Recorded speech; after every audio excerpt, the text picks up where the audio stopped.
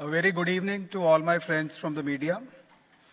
I welcome you all to Election Commission of India's press conference on Special Intensive Revision. I welcome Honorable Chief Election Commissioner Shri Gyanesh Kumar Sir, Honorable Election Commissioner Dr. Sukhbir Singh Sandhu Sir, Honorable Election Commissioner Dr. Vivek Joshi Sir, Senior Deputy Election Commissioners Shri Manish Garg Ji, Shri Pawan Kumar Ji, Deputy Election Commissioners Shri Bhanu Prakash Ji, Shri Sanjay Kumar, DGIT, Mrs. Seema, Ms. Shubhra Saxena, Director ECI, Shri Vijay Pandey Ji, DDG Law. I am Ashish Goel, DG Media.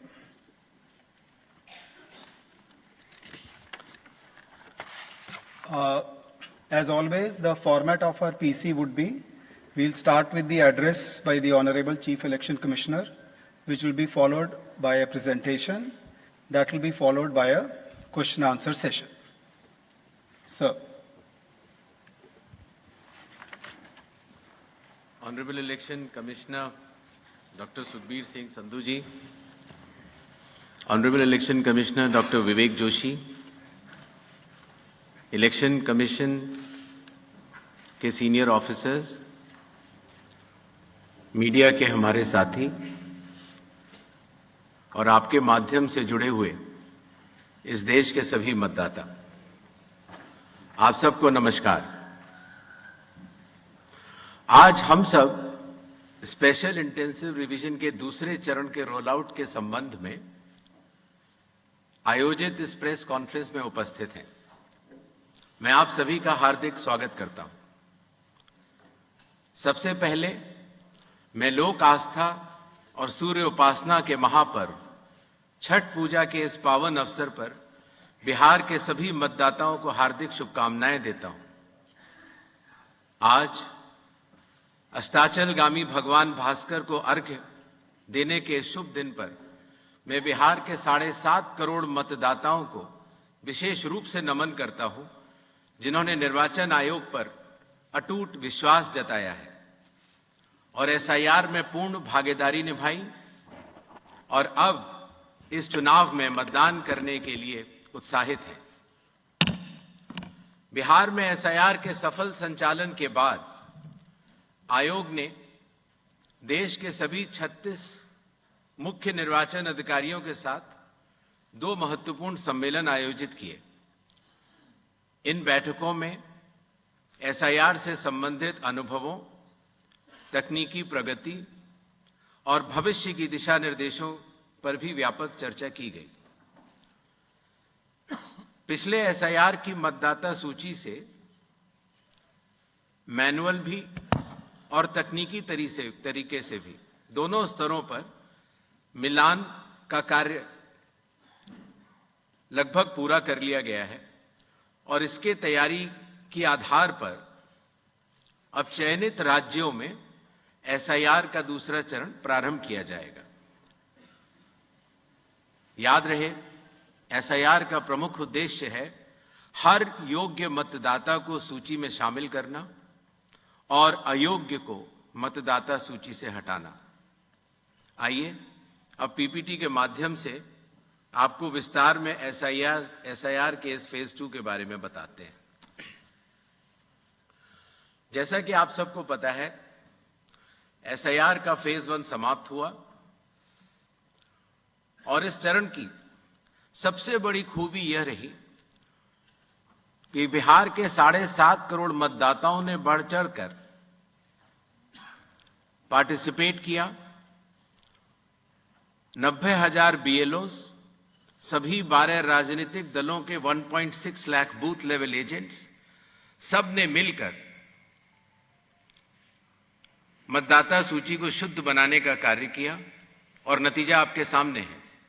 0 appeals, अर्थात बिहार की मतदाता सूची अधिकतम शुद्ध मानी जाएगी। अब phase 2 12 राज्यों में या संघ शासित प्रदेशों में आरंभ होने वाला है। नेक्स्ट।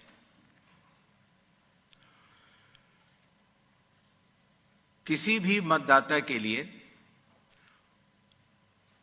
जो उसकी अर्हताएं हैं वो संविधान के अनुच्छेद 326 में लिखी गई हैं, अर्थात भारत का नागरिक होना, कम से कम आयु 18 वर्ष की होना, उस विधानसभा क्षेत्र का सामान्य निवासी होना और किसी अन्य कानून से उसको डिस्क्वालीफाई न किया गया हो।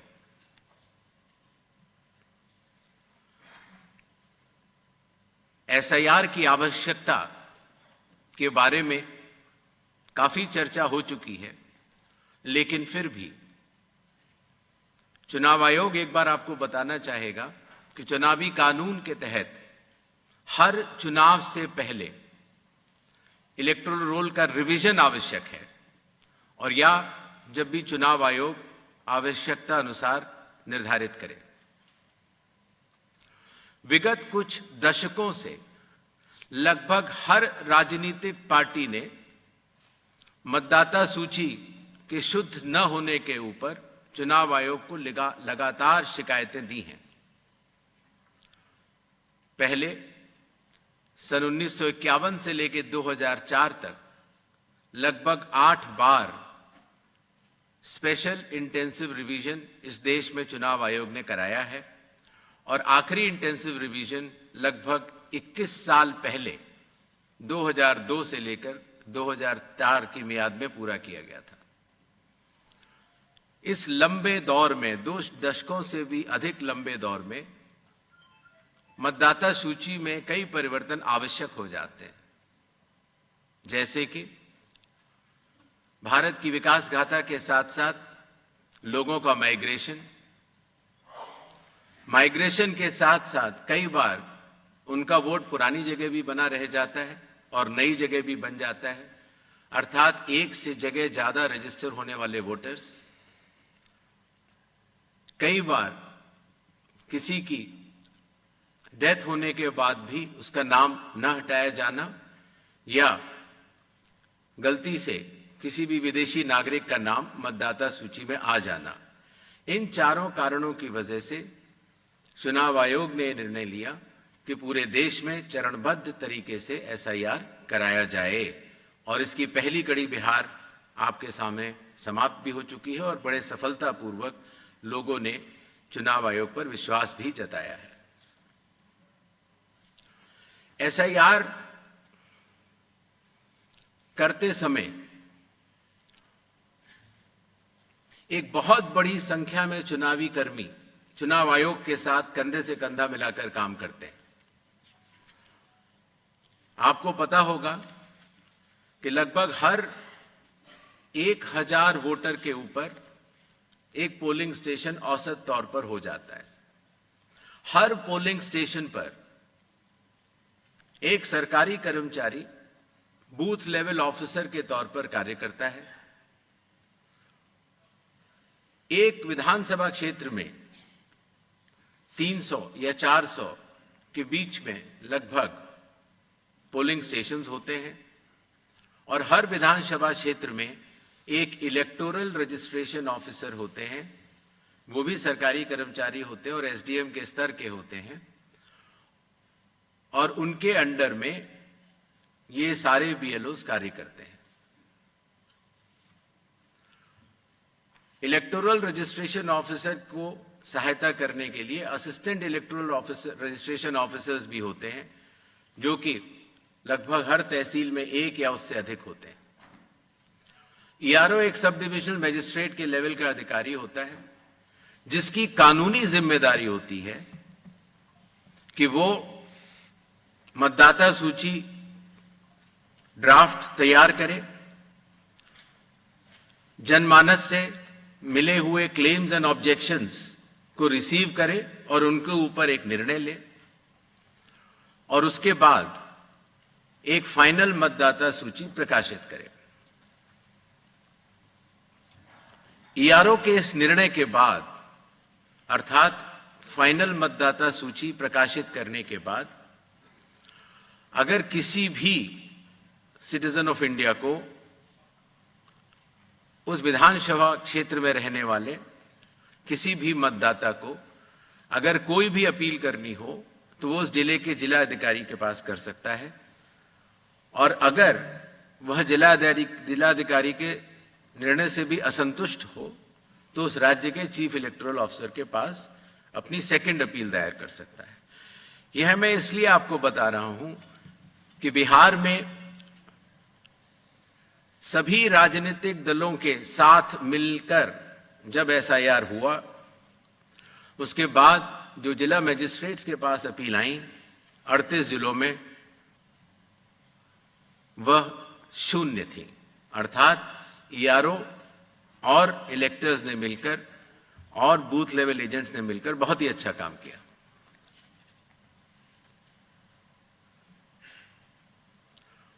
एसआईआर के समय ईआरओज और एईआरओज मिलकर सबसे पहला जो काम करेंगे वो इन्यूमरेशन फॉर्म्स को प्रिंट करेंगे। जिन राज्यों में एसआईआर हो रहा है या अभी होने वाला है, उनकी मतदाता सूची आज रात को 12 बजे फ्रीज कर दी जाएगी, और उन हर मतदाता को जिसका नाम उस सूची में है, उसको एक यूनिक इन्यूमरेशन फॉर्म प्रिंट करके बीएलओ उसके घर देने जाएंगे। इन्यूमरेशन फॉर्म में वो आवश्यक डिटेल्स होंगे जो कि आज की मतदाता सूची में हैं। जब बीएलओ फॉर्म्स डिस्ट्रीब्यूट करना शुरू करेंगे एग्जिस्टिंग इलेक्टर्स को, उसके बाद इन्यूमरेशन फॉर्म में जिसका भी नाम है वो उसको लिंक करने का प्रयास करेंगे कि क्या उन्हीं का नाम 2003 की सूची में था। अगर था तो उनको कोई भी कागज और नहीं देने होंगे। इसी तरीके से अगर उनका नाम स्वयं नहीं था और उनके पिताजी या माताजी का नाम था तो भी उनको कोई और कागज नहीं देने होंगे। तो ये लिंकिंग और मैचिंग, बिहार जब हमने एसआईआर किया था तो सिर्फ बिहार की अवेलेबल थी, और आज पूरे देश की 2002 से 4 में हुए एसआईआर की मतदाता सूची जो लिंक दिया गया है voters.eci.gov.in पर कोई भी देख सकता है और इस मैचिंग को स्वयं भी कर सकता है। बीएलओज, बूथ लेवल ऑफिसर्स एसआईआर की प्रमुख कड़ी होते हैं। जब वो घर जाते हैं तो कई बार ऐसा भी हो सकता है कि किसी और व्यक्ति की उम्र उस घर में 18 साल के ऊपर की हो गई हो, तो हाथ की हाथ उसी समय वो उनका फॉर्म 6 भी भरवा लेंगे और डिक्लेरेशन भी ले लेंगे और उसकी मैचिंग और लिंकिंग भी पुराने एसआईआर से कर लेंगे। कई बार हमारे मतदाता अगर पढ़ने या लिखने में उनको दिक्कत है तो बूथ लेवल ऑफिसर उनको इन्यूमरेशन फॉर्म भरने में मदद भी करेगा, और मदद करने के बाद इस तरह के सारे इन्यूमरेशन फॉर्म्स मैचिंग और लिंकिंग करने के बाद वो ईआरओ और एईआरओ को जमा करेगा। कई बार एक बार जब बूथ लेवल ऑफिसर घर जाता है तो या तो कुछ मतदाता अवेलेबल नहीं होते या कहीं गए होते हैं, और या उनको मैचिंग या लिंकिंग करने में कोई समय लग रहा हो, तो ऐसे केस में बूथ लेवल ऑफिसर्स दूसरी बार भी जाएंगे और तीसरी बार भी जाएंगे। 3 बार हर बीएलओ हर घर जाएगा। जो प्रवासी लोगों की समस्या को हटाने के लिए, जो राज्य से कुछ समय के लिए बाहर गए हुए हैं लेकिन वहीं के सामान्यतः रहने वाले हैं, वो ऑनलाइन भी भर सकते हैं, और खास तौर से कई बार अर्बन वोटर्स को, क्योंकि उनके दिन के समय ही ऑफिस आवर्स रहते हैं, तो वो भी ऑनलाइन भर सकते हैं। बूथ लेवल ऑफिसर का यह भी कार्य होगा कि जब वो इन्यूमरेशन फॉर्म देता है तो इन्यूमरेशन फॉर्म दस्तखत करके मतदाता को वापस भी करना होता है। तो अगर मतदाता की मृत्यु हो चुकी हो, या वो स्थायी रूप से प्रवास कर चुका हो, या वो एक से जगह ज्यादा रजिस्टर हो गया हो, तो वो उस जगह दस्तखत नहीं कर पाएगा, और ऐसे लोगों की शिनाख्त करना भी बीएलओ की जिम्मेदारी है। एक बात मैं फिर कहना चाहता हूं कि जो मतगणना, वो इन्यूमरेशन फॉर्म की जो फेज होगी, उसमें किसी भी व्यक्ति से किसी और कागज की आवश्यकता नहीं होगी। बस उन्हें अपनी मैचिंग या लिंकिंग दिखानी होगी कि 2003 में किसके साथ है। नेक्स्ट, सारे फॉर्म्स मिलने के बाद ईआरओ और एईआरओ ड्राफ्ट सूची प्रकाशित करेंगे। ड्राफ्ट सूची में उन्हीं मतदाताओं का नाम होगा जिनके इन्यूमरेशन फॉर्म्स वापस मिल गए हैं।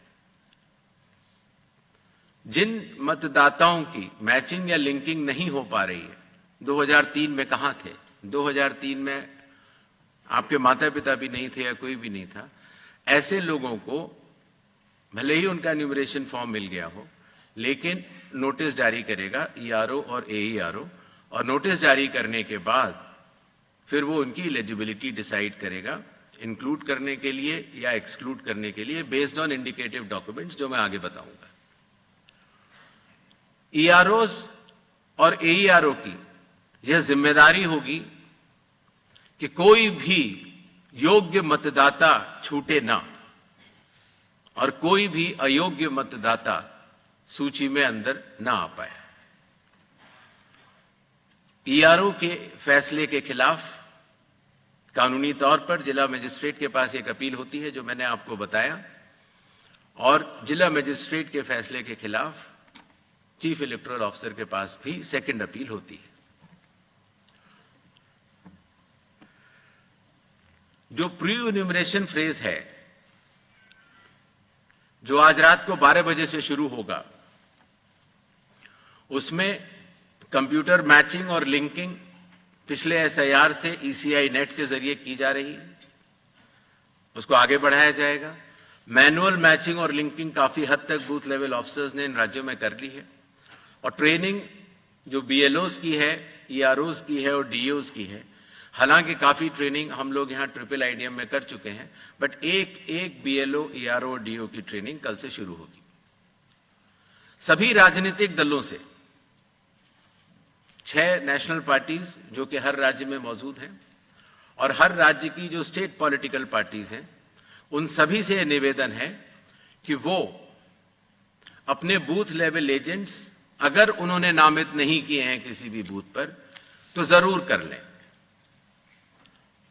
साथ ही साथ सभी चीफ इलेक्टोरल ऑफिसर्स को, डिस्ट्रिक्ट इलेक्शन ऑफिसर्स को और ईआरओज को यह निर्देश भी होंगे कि कल से शुरू होकर परसों तक वो सभी पॉलिटिकल पार्टीज को के साथ मीटिंग करेंगे और पूरी एसआईआर की प्रक्रिया को उनके समक्ष डिटेल में बतलाएंगे।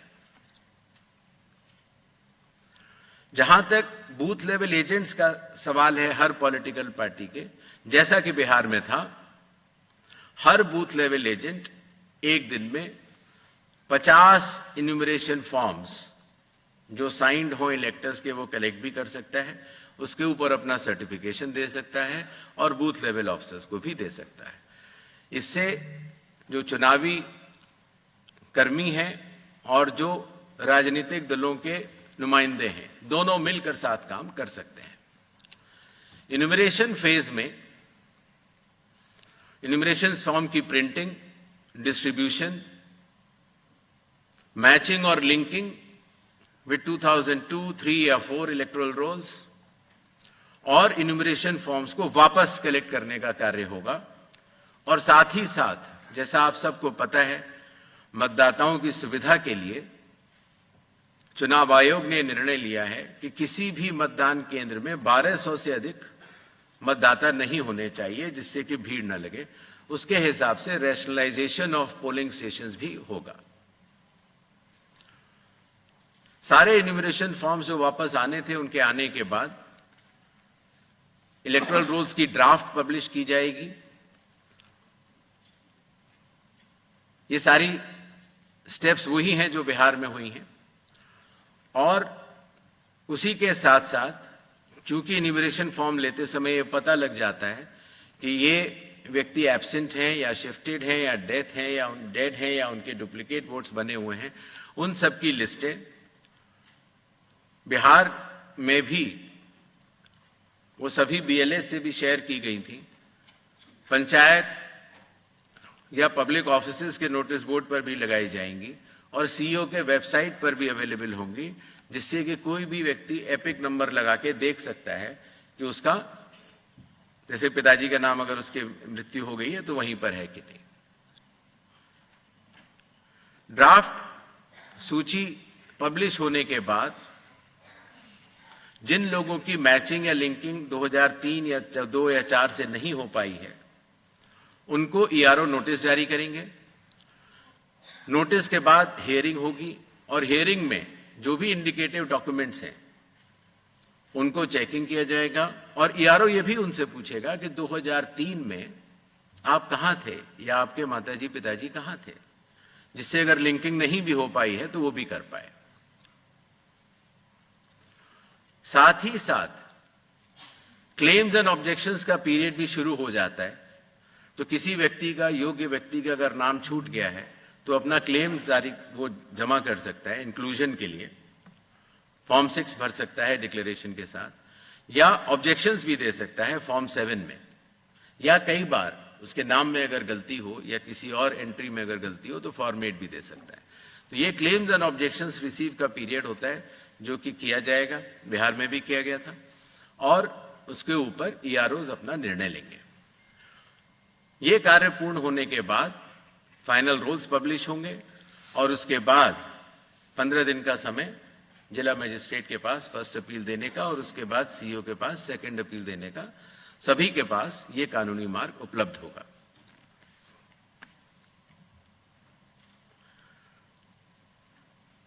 जैसा कि बिहार में चुनाव आयोग ने बहुत सफलतापूर्वक दर्शाया कि जो वल्नरेबल ग्रुप्स होते हैं, खास तौर से जो बुजुर्ग हैं या बीमार हैं या दिव्यांग हैं या कई बार हमारी बुजुर्ग महिलाएं हैं, तो इनको अगर किसी भी मैचिंग करनी है 2003 से या लिंकिंग करनी है, उन्हें कंप्यूटर नहीं आता, उनके पास मोबाइल नहीं है या उनको कोई सर्टिफिकेट बनवाना है, तो वॉलंटियर्स जो है वो या तो सरकारी कर्मचारी होते हैं या एनसीसी या एनएसएस के वॉलंटियर्स होते हैं।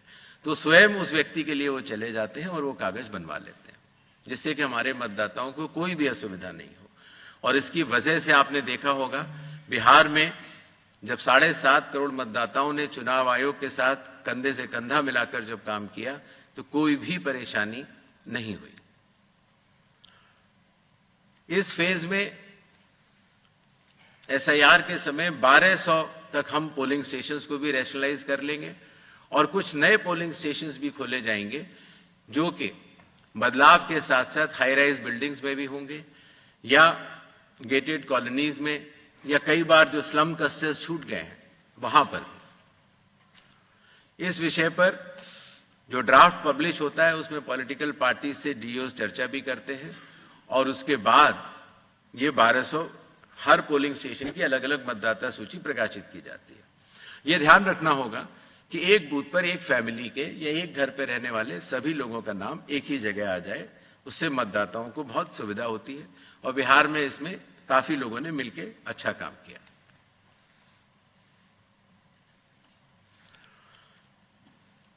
जो बिहार का एसआईआर हम लोगों ने कराया उससे चुनाव आयोग को यह भी समझ में आया कि इन्यूमरेशन फॉर्म में एक छोटा सा परिवर्तन करना आवश्यक है। अर्थात जहां रेड बॉक्स आप देख रहे हैं वहां डिटेल्स ऑफ प्रीवियस एसआईआर है। अर्थात 2003 में अगर आप स्वयं थे तो उसके डिटेल्स भर दें या 2003 में आपके पिताजी या चाचा या कोई भी उस जनरेशन के थे उनका भर दें, जिससे कि मिलान सरल हो जाए।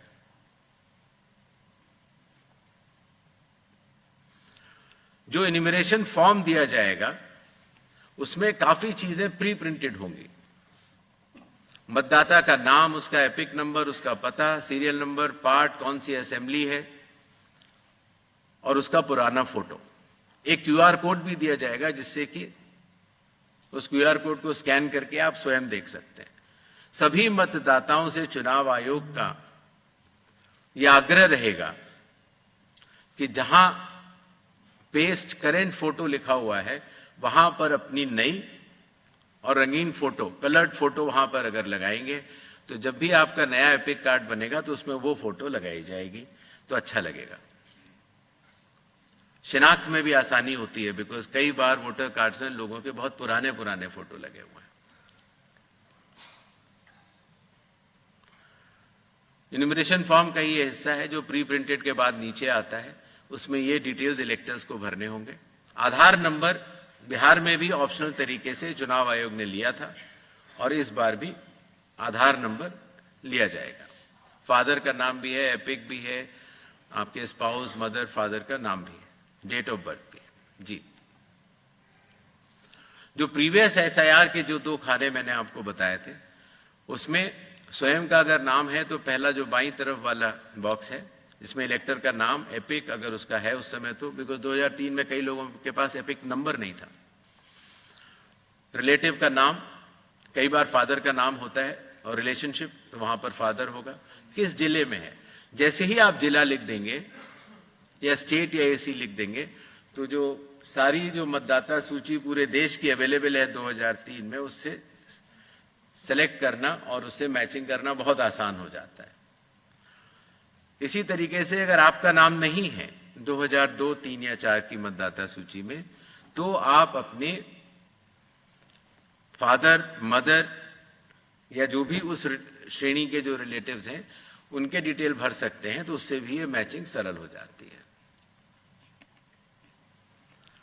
क्लेम्स एंड ऑब्जेक्शंस के पीरियड में फॉर्म 7 और फॉर्म 8 की आवश्यकता पड़ती है और फॉर्म 6 तो खैर चूंकि इन्यूमरेशन फेज में ही इस बार हम कलेक्ट कर ले रहे हैं। बिहार में हम लोगों ने उसको बाद में किया था, लेकिन इस बार हम शुरू से ही कर ले रहे हैं।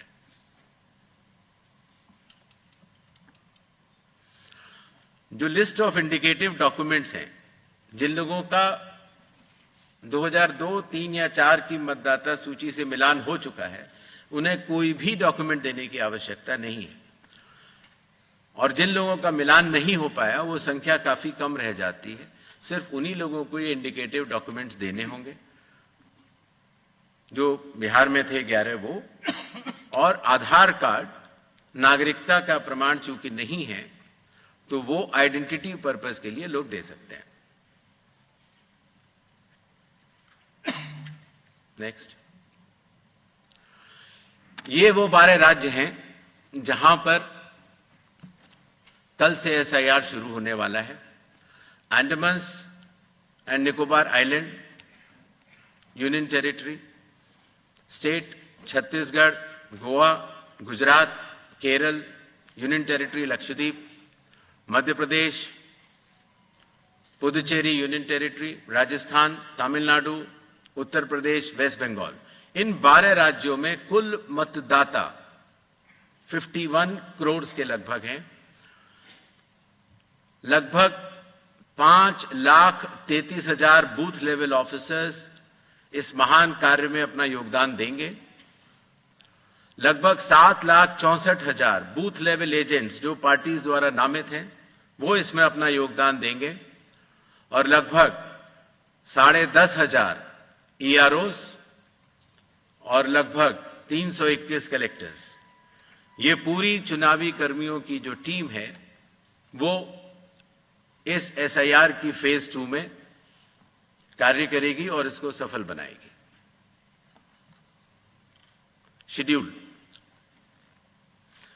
प्रिंटिंग और ट्रेनिंग का कार्य कल से शुरू होगा और 3 नवंबर तक चलेगा। हाउस टू हाउस इन्यूमरेशन 4 नवंबर से 4 दिसंबर तक।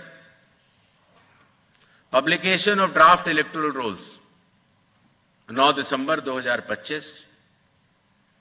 क्लेम्स एंड ऑब्जेक्शंस का पीरियड 9 दिसंबर 2025 से लेकर 8 जनवरी 2026। जिन लोगों को नोटिस जाएंगे उनकी हियरिंग और वेरिफिकेशन का समय 9 दिसंबर से 31 जनवरी तक होगा और फाइनल इलेक्टोरल रोल्स 7 फरवरी 2026 को प्रकाशित किए जाएंगे।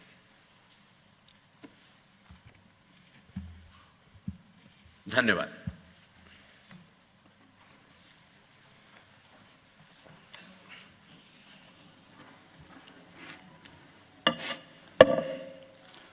Now we'll start with the question and answer session.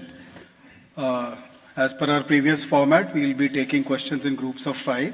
And please be rest assured that maximum number of questions will be taken. Why?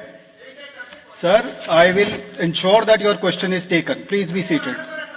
Sir, your question will be taken. That's all. चलिए कोई बात नहीं. Please don't disrupt the conference. Your question will be entertained and taken. In the interest, no, then I will not be able to entertain lot of questions. I have so many people. I don't have one person. Your question will be entertained. Yes. दीजिए इधर. Excuse me. ऊपर दीजिए, वो blue shirt में दीजिए.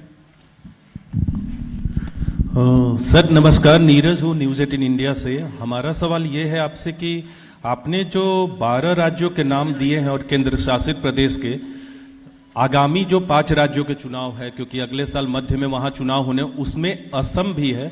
असम में आपने SIR कराने का फैसला नहीं किया है दूसरे चरण में, तो इसकी वजह क्या है, कारण क्या है, और यहां कब कराएंगे?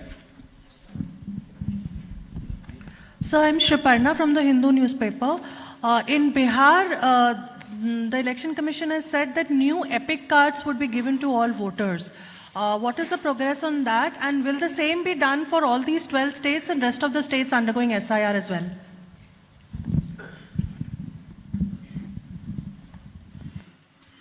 जी सर, मैं मनीष अग्रवाल नवभारत टाइम्स से.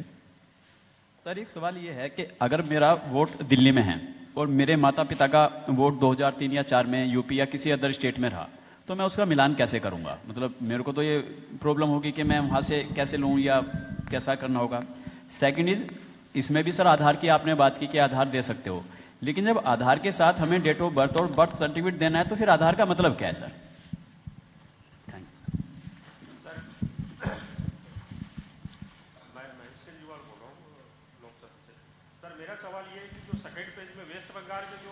Mic please.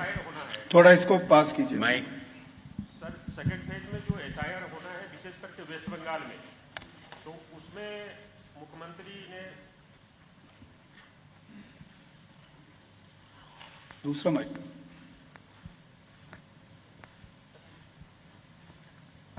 हेलो सर, मेरा सवाल ये है कि जो वेस्ट बंगाल में विशेषकर जो SIR होगा, तो उसकी मुखालत काफी समय से CM खुद कर रही है. उसको लेकर जो गतिरोध है आपके और उनके बीच में, तो इसको लेकर क्या कोई विशेष बैठक होगी आपके बीच में?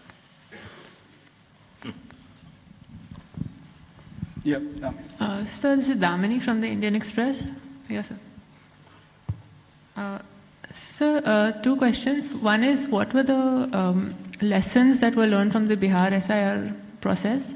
And secondly, sir, in the case of the June 24th order for Bihar, there was instruction to EROs to refer cases of suspected foreign nationals to the competent authority. How many such cases have been referred in Bihar, and will these instructions apply to the rest of the states and UTs as well?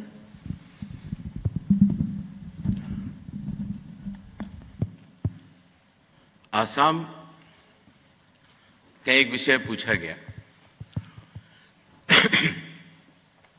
जैसा कि आप सब लोगों को विदित होगा, भारतीय नागरिकता कानून में आसाम के लिए नागरिकता के लिए अलग प्राविधान है. और दूसरा विषय ये है कि माननीय सुप्रीम कोर्ट की देखरेख में वहां पर नागरिकता की जांच का कार्यक्रम लगभग पूर्ण होने वाला है. ऐसी स्थिति में जो ये 24 जून का SIR का ऑर्डर था, वो पूरे देश के लिए था, वो आसाम पर लागू नहीं होता, और इसलिए आसाम के लिए अलग से रिवीजन के आदेश जारी किए जाएंगे. जहां तक नई एपिक की बात थी, तो जिन लोगों की एंट्रीज में बदलाव हुआ, जिनके एड्रेस में बदलाव हुआ या जिनके पोलिंग स्टेशन में बदलाव हुआ, उन सभी को नए एपिक बिहार में मिले हैं. और इसी तरह से पूरे देश में भी जहां जहां एंट्रीज में परिवर्तन होगा, वहां पर नए एपिक्स मिलेंगे. जो मैचिंग और लिंकिंग का प्रश्न पूछा गया, voters.eci.gov.in पे अगर आप जाएंगे तो आप 2002 2003 और 2004 की मतदाता सूची को स्वयं देख सकते हैं, बीएलओ भी स्वयं देख सकता है। सूची देखने के लिए आपको उसमें सबसे पहले राज्य बताना होगा, फिर आपको जिला बताना होगा, और उसके बाद जिले में वो सर्च की जा सकती है कि मेरा नाम कहाँ है। इसीलिए अगर आप दिल्ली में हैं और आपके अगर माता पिता यूपी के रहने वाले थे, मान लीजिए लखनऊ के रहने वाले थे, तो आपको उधर जाना है यूपी पर, फिर लखनऊ बटन दबाना है, फिर माता पिताजी को वहां सर्च कर लेना है और आपको लिंक का वो बटन दबा देना है। इतनी सरल प्रक्रिया उसको हमारे आईटी डिपार्टमेंट ने बनाई है। जहां तक आधार की बात है, माननीय सुप्रीम कोर्ट ने कहा है कि आधार का उपयोग आधार एक्ट के अनुरूप होगा, और आधार एक्ट के सेक्शन 9 में यह कहा गया है कि आधार डोमिसाइल का या सिटीजनशिप का प्रमाण नहीं होगा। जहां तक जन्म तिथि की बात है, उसके ऊपर भी माननीय सुप्रीम कोर्ट के कई आदेश हैं जहां पर कि ये कहा गया कि आधार जन्म तिथि का प्रमाण नहीं है, और इसका ध्यान रखते हुए आधार अथॉरिटी ने अपना नोटिफिकेशन जारी किया। और आज भी अगर आप कंप्यूटर से अपना नया आधार डाउनलोड करते हैं तो उसमें लिखा होता है आधार कार्ड पर ही कि आधार कार्ड न तो जन्म तिथि का प्रमाण है, न डोमिसाइल का, और न कि नागरिकता का। आधार कार्ड आइडेंटिटी का प्रमाण है और ई साइनिंग के लिए भी उसका उपयोग हो जाता है। तो आधार कार्ड के बहुत सारे अन्य उपयोग भी हैं। जहां तक वेस्ट बंगाल की बात है, कोई भी गतिरोध नहीं है। संविधान के अंतर्गत सभी संवैधानिक संस्थाएं अपने अपने दायित्व का पालन करती हैं। Election commission special intensive revision करते हुए अपने दायित्व का पालन कर रहा है, और इसी तरह से राज्य की सरकारें भी अपने अपने दायित्व का पालन करेंगी। जो बिहार में एसआईआर हम लोगों ने किया और उसमें जो हम लोगों को लगा कि हम मतदाताओं को और सुविधाएं क्या दे सकते हैं, वो मैंने आपको अपनी पीपीटी में बता ही दिया है। और जून 24 का जो ऑर्डर है वो सिर्फ बिहार के लिए नहीं है, वो पूरे देश के लिए है। कुछ एडिशनल इंस्ट्रक्शंस भी जारी होंगे इन 12 राज्यों के लिए।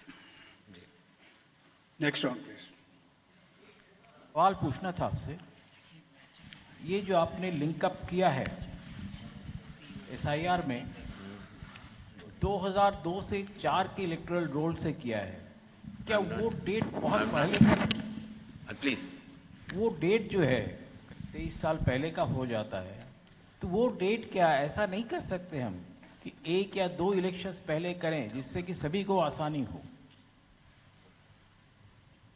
सर इधर प्रशांत सर, मैं न्यूज़ 24 से।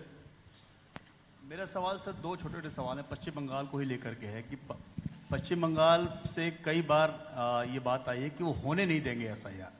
ऐसी सिचुएशन में इस चुनाव आयोग क्या करेगा?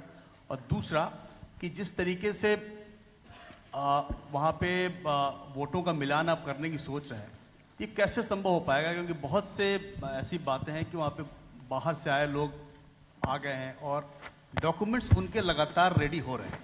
अगर उनके दस्तावेज मान लीजिए गलत तरीके से बन गए, उसको आप कैसे वेरीफाई करेंगे? संजय शर्मा, आज तक से। Sir, Harsha from Republic TV. Gyanesh sir this side. आपने कहा सर कि कोई गतिरोध नहीं है पश्चिम बंगाल में। सर, बिहार के एसआईआर के वक्त जो श्रंक हुआ था इलेक्टोरल रोल, वो लगभग 6% था सर। लेकिन बिहार के मुकाबले अगर पश्चिम बंगाल देखा जाए तो पूर्व में भी बहुत ही वोलाटाइल स्टेट रहा है। अभी जब से अनाउंसमेंट हुई है पैन इंडिया एसआईआर की, पश्चिम बंगाल खासकर टीएमसी के नेताओं ने कहना शुरू कर दिया है कि there will be bloodbath in West Bengal if voters are deleted. तो ऐसे में what will election commission do to counter and restore faith, because West Bengal is different as compared to other states? Sanjay ji. Sanjay Sharma, Aaj Tak से। सर, बहुत सारे लोगों का उन लोगों ने क्वेरी भेजी है कि जिन लोगों के नाम डिलीशन होंगे या हुए हैं, क्या उन सारे लोगों को जिनके कई वोटर लिस्ट में कई जगह नाम हैं या जो लोग स्थायी रूप से पलायन कर गए, क्या आयोग उनको भी नोटिस देकर उनकी रजामंदी लेता है क्या? Sir, Ashwini. Sir this side Ashwin Kumar Singh from NDTV.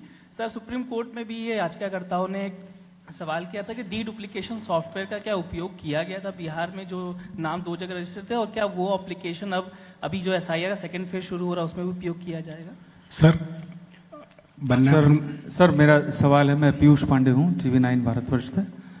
Sir आपने 4 कारण इसमें बताए हैं कि फ्रिक्वेंट माइग्रेशन है, उसमें जो चौथा कारण है wrongful inclusion of any foreigner, तो क्या इसकी भी कोई सूची तैयार की जाएगी चुनाव आयोग द्वारा कि कितने ऐसे लोग पाए गए जिनका रॉन्गफुल इंक्लूजन था? जो एसआईआर की जो आपने डेट की बात की, भारतीय नागरिकता कानून के अंतर्गत अगर आप 1 जुलाई 1987 से पहले भारत में अगर पैदा हुए हैं तो आपको भारत का नागरिक माना जाता है। तो जो व्यक्ति 87 या उसके पहले का बॉर्न है, अगर उसमें 18 साल जोड़ देते हैं तो सन आता है 2003, 4 या 5। इसीलिए जिन लोगों का नाम 2003, 2 या 4 की मतदाता सूची में है, उसकी प्रोबेटिव वैल्यू, उसकी एविडेंशियरी वैल्यू कि वो नागरिक है, उसकी कोई जांच करने की आवश्यकता नहीं होती। इसीलिए जो पिछला एसआईआर हुआ था वो वाली तारीखें ली जाती है। जहां तक वेस्ट बंगाल की बात एक बार दोबारा उठी है, तो मैं एक बार और स्पष्ट करना चाहता हूं कि संविधान के अंतर्गत हर संवैधानिक संस्था को अपना दायित्व निभाना होता है। आर्टिकल 324 सब क्लॉज 6 के तहत मतदाता सूची तैयार करने के लिए या मतदान कराने के लिए जिन भी चुनावी कर्मियों की आवश्यकता चुनाव आयोग को होगी, वो राज्य सरकार मुहैया करा के डेपुटेशन पर देने के लिए बाध्य है। इसी तरीके से कानून व्यवस्था की जो आपने बात की, वो राज्य सरकार की संवैधानिक जिम्मेदारी है और मुझे इसमें कोई भी संकोच नहीं है कि हर राज्य सरकारें चुनाव आयोग की तरह ही अपनी पूरी संवैधानिक दायित्व का निर्वहन करेंगी और करती रही हैं। जहां तक डी डुप्लीकेशन की बात की, जब एक बार इन्यूमरेशन फॉर्म एक व्यक्ति ने साइन कर दिया और उसका नाम ड्राफ्ट सूची में आ गया, डुप्लीकेशन तभी हो सकता है जब एक व्यक्ति ने 2 बार इन्यूमरेशन फॉर्म साइन किया हो। आपके माध्यम से मैं देश के सभी मतदाताओं को यह बतलाना भी चाहता हूं कि हो सकता है कि आपका किसी पुराने जगह वोट अगर बना रह गया हो तो आपके पास घूमते फिरते वो इन्यूमरेशन फॉर्म भी आएगा, लेकिन आपको सिर्फ और सिर्फ एक इन्यूमरेशन फॉर्म पर ही दस्तखत करके जमा कराना है। इस स्थिति में कोई डी डुप्लीकेशन सॉफ्टवेयर चलाने की आवश्यकता नहीं होती और चूंकि हर व्यक्ति सिर्फ एक इन्यूमरेशन फॉर्म दे रहा है तो उस समस्या का निदान हो जाता है। वैसे भी कानूनी तौर से अगर एक से ज्यादा जगह अगर किसी भी व्यक्ति का मतदाता सूची में नाम है तो वो कानूनी अपराध माना जाता है। इसीलिए चूंकि पहले के विगत वर्षों में चूंकि माइग्रेशन इतना ज्यादा हुआ तो शायद इतना ध्यान नहीं दिया हो लोगों ने, लेकिन अब एसआईआर के बाद मेरा निवेदन रहेगा सभी मतदाताओं से कि वो ऐसा करेंगे और बिहार में सभी ने इसका स्वागत भी किया और बड़े अच्छे तरीके से हुआ।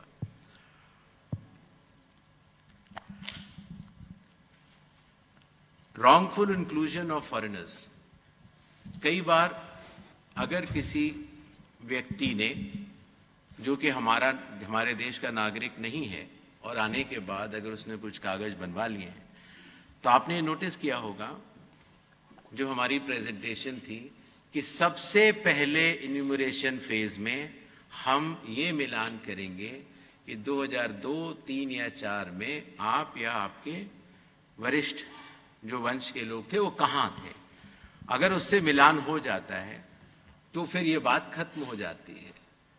जो लोगों का मिलान नहीं होगा उनको नोटिस जारी होगा और नोटिस जारी होने के बाद उन्हें वो कागज दिखाने होंगे और उसके साथ साथ ये भी बतलाना होगा कि 2003 में वो कहाँ थे। ये करना बहुत आवश्यक है।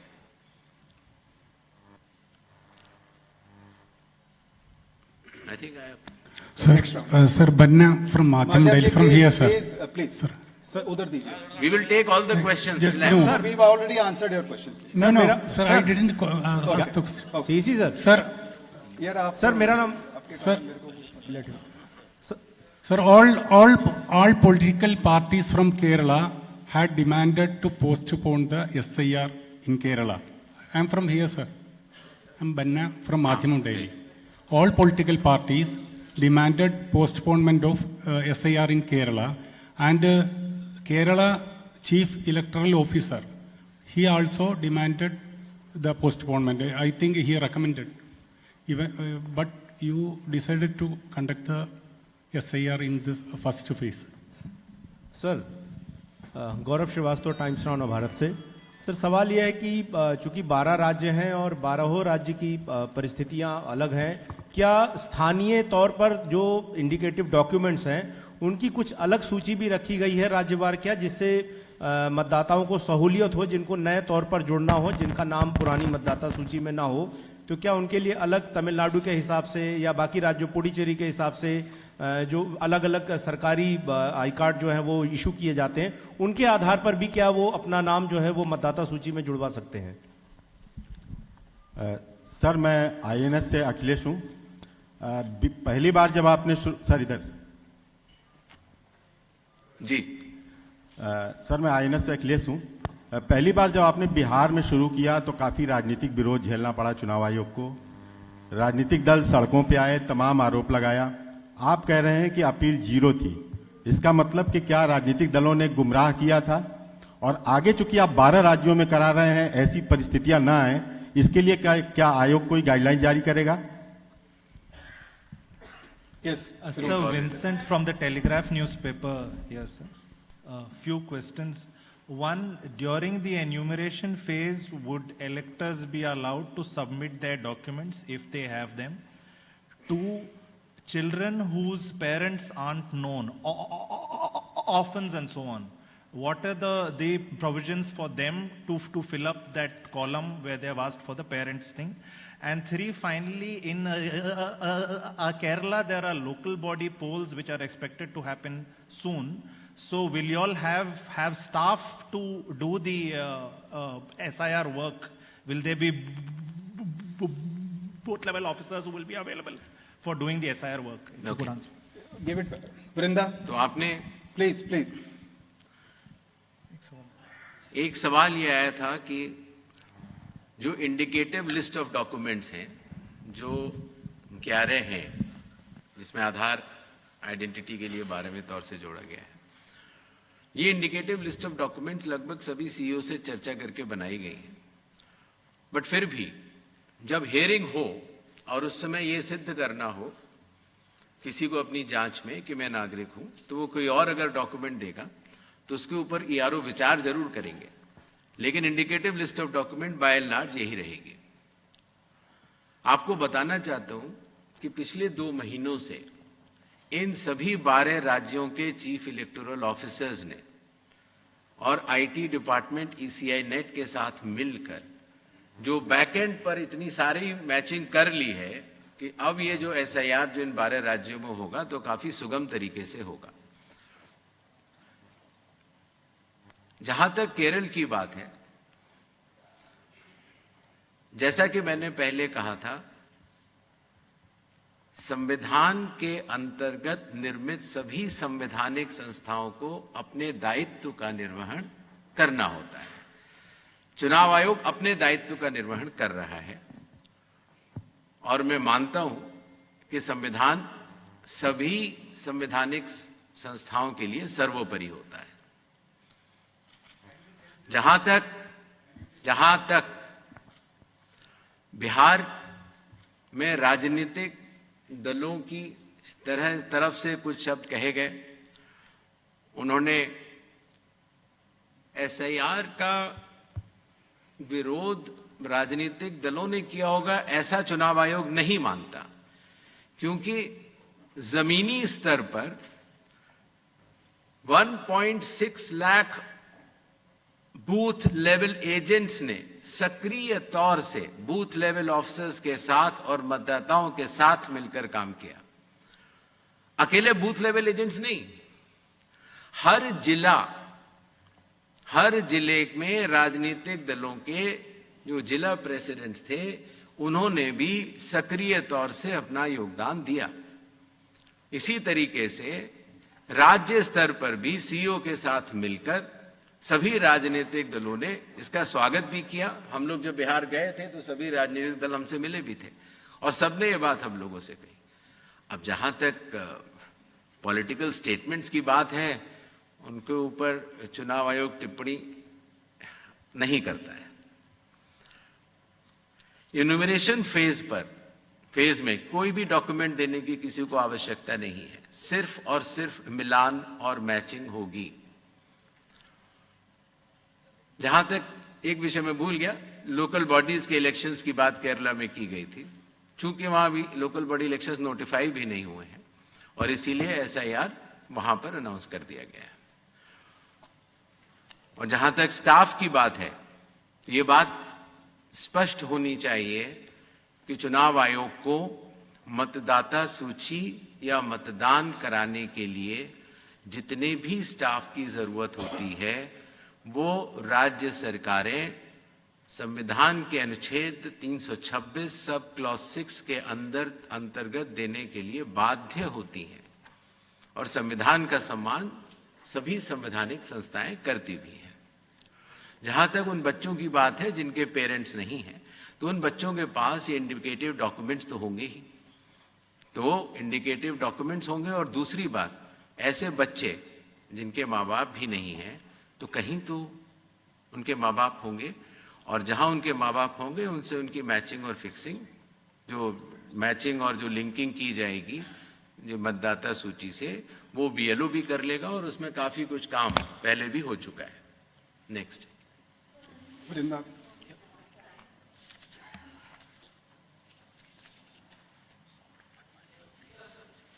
Anubhuti from the Economic Times here. So as you just mentioned, there will be no document required during the enumeration phase. Now this is a very, very big shift from Bihar, where this was also a worry point because everybody had to go looking for documents. Also, your enumeration form has changed this time. You've got a column for previous SIR linkages. So first, if you could explain the reasoning behind these shifts in the SIR process or the form. And two, you just mentioned that a lot of linking has already been done in these 12 states before embarking on phase 2, and this will make the SIR process easier. Would it mean that the Election Commission was not adequately prepared when it launched the SIR in Bihar? Sir, I'm Ruben from Malayalam Manorama newspaper. So here. So my question is also regarding the local body elections in Kerala. There is a confusion actually. The local body election is due. As per your schedule, SIR will go along with the local body election at the time of the process will be at the time of local body election as it is due in November or December. So how has will a you... notification been issued? How will you... Has a notification been issued? Okay. How will you manage the conflict regarding the local body elections? There is no conflict. So has there been any demand, Arunima from CNN News 18 here, sir? Has there been any demand to provide security to the booth level workers in West Bengal? Has central security, has any such demand come to you? Is it possible to grant such a security? So Vrinda from Hindustan Times, my question is that you said that deduplication wouldn't be required because even with people holding 2 voter ID cards, they'll have to fill just one enumeration form and they should be filling one enumeration form. I didn't get your question. So you said that deduplication wouldn't be required because of SIR process pan-India. So with regards to that, do you think that the problem where an individual holds 2 voter ID cards or EPIC cards, will that get resolved because of SIR?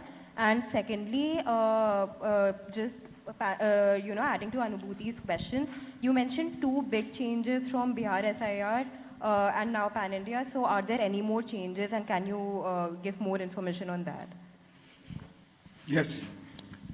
Sir I am here please. Mukesh Kumar Singh मेरा नाम है, मैं एक freelance journalist हूँ।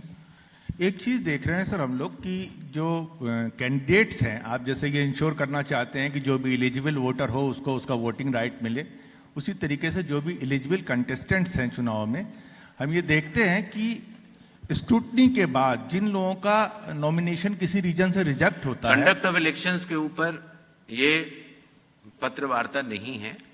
Conduct of elections के ऊपर जो भी निर्णय लेना सर आप मेरा सवाल सुन लें, अगर आपको लगता है कि इसका मैंने जवाब नहीं देना दिया, तो ना दें। कंडक्ट ऑफ इलेक्शंस के ऊपर पब्लिक कॉन्फ्रेंस नहीं होती। चल मर्जी आपकी सर। यस पूनम जी। सर मैं पूनम हूँ अमर उजाला से। मेरे दो प्रश्न हैं। पहला प्रश्न है कि अभी जो 12 राज्यों में SIR होगा, क्या 12 दस्तावेजों के अलावा अन्य दस्तावेजों को भी शामिल किया जाएगा? और दूसरा प्रश्न, एक राज्य जिसमें SIR की घोषणा हुई है, बड़े पैमाने पर प्रशासनिक फेरबदल किया गया है, तो क्या चुनाव आयोग इसका संज्ञान लेगा? जी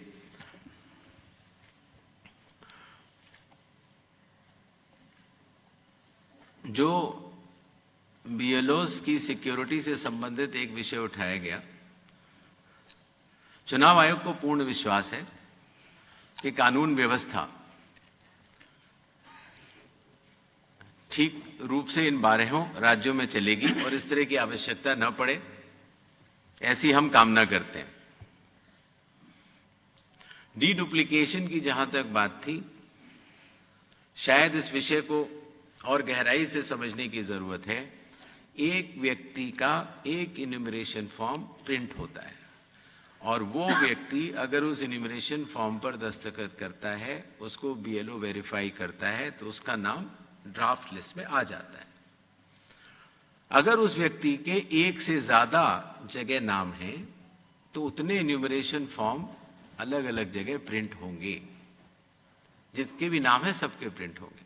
तो जब तक वो व्यक्ति मानसिक तौर से कानूनी अपराध करने के लिए तैयार है, तभी 2 इन्यूमरेशन फॉर्म पर वो दस्तखत करेगा, अन्यथा एक पर ही करेगा। बाकी ये टेक्निकल और श्रोडिंगर इक्वेशन और मैथमेटिकल डीडुप्लीकेशन जो चीजें होती हैं, वो तब की जाती हैं जब फील्ड टू पर हाउस टू हाउस सर्वे नहीं किया जा रहा हो। ये physical field to field, person to person एक सर्वे है जो कि अगर आंकड़ों में आप देखेंगे तो वो एक बहुत बड़ा सर्वे है। जहां तक ये 11 दस्तावेजों की बात, ये सारे 11 दस्तावेज सभी चीफ इलेक्टोरल ऑफिसर से डिस्कस करके ही बनाए गए हैं। और अगर हियरिंग के समय कोई ऐसा दस्तावेज अगर कोई व्यक्ति देता है जिससे कि ये प्रमाणित हो जाता है कि वो भारत का नागरिक है, तो स्वाभाविक तौर से उस दस्तावेज को ERO नजरअंदाज नहीं करेंगे। प्रशासनिक फेरबदल SIR अनाउंस करने से पहले हर राज्य सरकार का अधिकार है और वो प्रशासनिक फेरबदल कर सकती है। अगर SIR के अनाउंसमेंट के बाद भी अगर उन्हें कोई प्रशासनिक फेरबदल करना होता है तो चुनाव आयोग की उन्हें परमिशन लेनी होती है।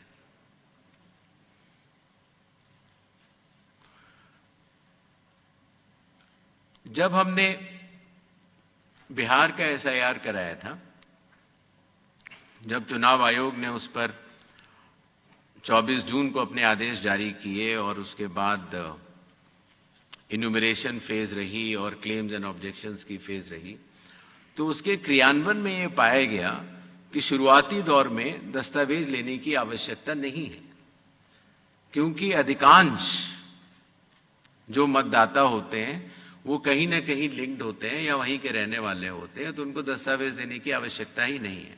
सच बात तो ये है, बिहार का अगर एग्जाम्पल देखते हैं, बहुत ही कम लोगों को और दस्तावेज देने की जरूरत पड़ी और इसीलिए उस सीख को ध्यान में रखते हुए जब इन 12 राज्यों में जब हम लोग SIR करा रहे हैं तो इस बात का निर्णय लिया गया कि कागज तभी मांगे जाएं जो इंडिकेटिव डॉक्यूमेंट्स हैं जब उसका व्यक्ति का 2003-2004 से मिलान नहीं हो पा रहा है।